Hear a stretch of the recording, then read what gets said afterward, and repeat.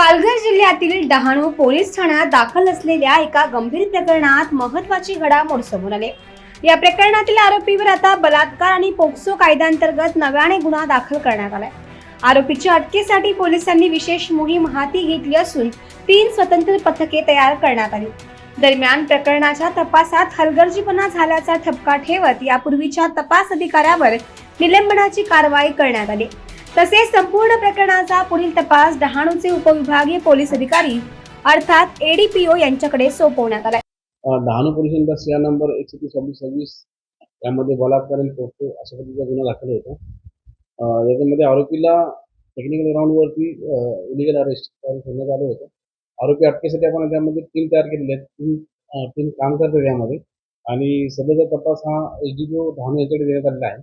त्यापूर्वीचे जे तपासी अधिकारी होते त्यांच्यावर सुद्धा कारवाई करण्यात आलेली आहे आणि या प्रकरणात आपला पुढील तपास चालू आहे।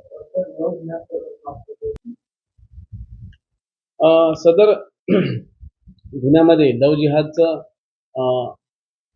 ॲलिगेशन केलं जाते। त्या अनुषंगाने सुद्धा आपण तपास केलेला आहे आणि या गुन्ह्यामध्ये आपण आरोपीला लवकर अटक करून पुढील आपली तपासणी प्रक्रिया चालू राहणार आहे।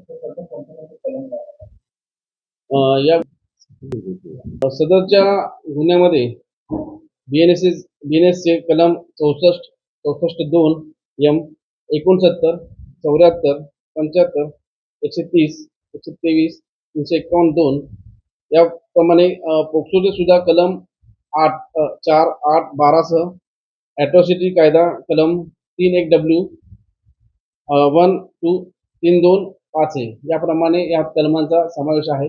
यामध्ये गंभीर स्वरूपाचा गुन्हा दाखल आहे, म्हणजे दोन्ही विशेष कायदे यामध्ये आहेत, पोक्सोचाही आहे आणि ॲट्रॉसिटीचा कायदा आहे। त्यामुळे आरोपींवरती आपल्याला कडक कारवाई करण्यात येणार आहे। कोणती कारणे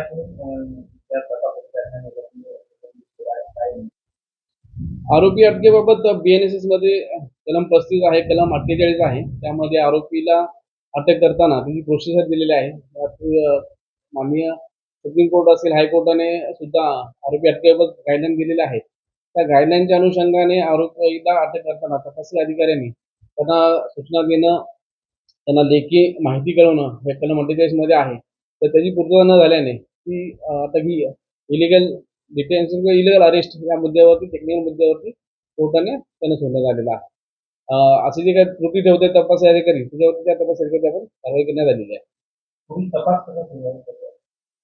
यासाठी आपण 3 टीम तयार केलेल्या आहेत आणि डीवायएसपी दर्जाचे अधिकारी आहेत यामध्ये तपास करतात। त्यांनी या गुन्ह्याचं गांभीर्य तेवढंच घेतलेलं आहे आणि यामध्ये विविध अँगल सुद्धा जे मुद्दे उपस्थित केलेले आहेत, तर प्रत्येक मुद्द्याच्या अनुषंगाने सविस्तर आणि सखोल तपास करण्यात येईल।